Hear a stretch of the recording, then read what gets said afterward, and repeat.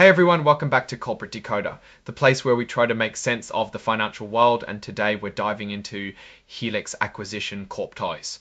As latest report, grab your popcorn because this one has some interesting moves in the SPAC world.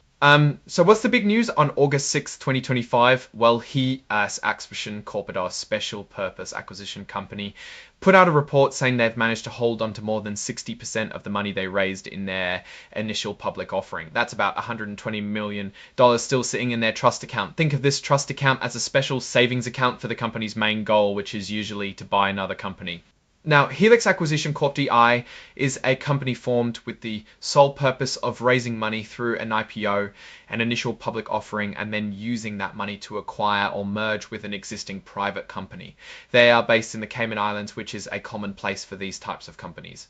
You might know them by their stock ticker HOXD, which is traded on the Nasdaq stock market.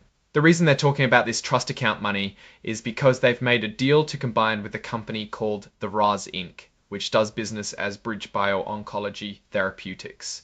This is often called a business combination. It seems like after some of the original investors in Helix got their money back, which sometimes happens in these deals if they don't find a target quickly enough, Helix kept a good chunk of cash. This $120 million is crucial because it shows they have enough financial backing to move forward with their deal with BBOT. Imagine you're planning a big party and after inviting some people, some decide not to come, but you still have plenty of guests left and enough phone for everyone. That's kind of what's happening here. The report mentions Class A ordinary shares. These are basically the basic shares of ownership in Helix.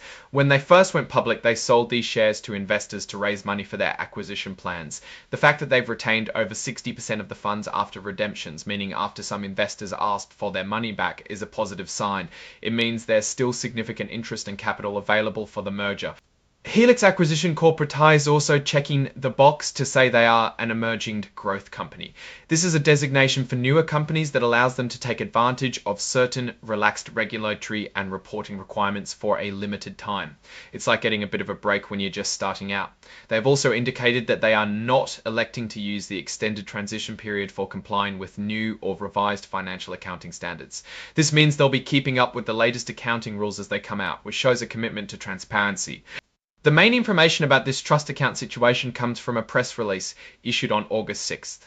This press release is basically the official announcement of this development. It's being included as an exhibit 99-1 in this filing, which is a common way for companies to share important public announcements in their SEC filings. Now, like most of these reports, there's a section on forward-looking statements. This is super important. Companies have to include these because they're talking about future plans and possibilities. They use words like expect or anticipate and preface these statements by saying they are not guarantees because the future is uncertain. Helix and BBOT are looking ahead to their business combination and are mentioning the proceeds from it and the timing of the closing. They're also stating that actual results could be different from what they expect. This is their way of saying, hey, things might change, and it's pretty standard legal language. Interestingly, the filing also lists Cormorant Asset Management LP as an entity associated with Helix, with an address in Boston. This might suggest a significant investor or partner in their operations, or perhaps a place where their principal executive offices are located. It gives a little glimpse into the people and places behind the deal. Finally, the report is signed by Bihua Chen, who holds the title of Chief Executive Officer for Helix Acquisition Corp. This signature shows that the company's leadership is aware of and responsible for the information presented in this filing. It's the official stamp of approval from the top. So what's the big picture here? Helix Acquisition Corp.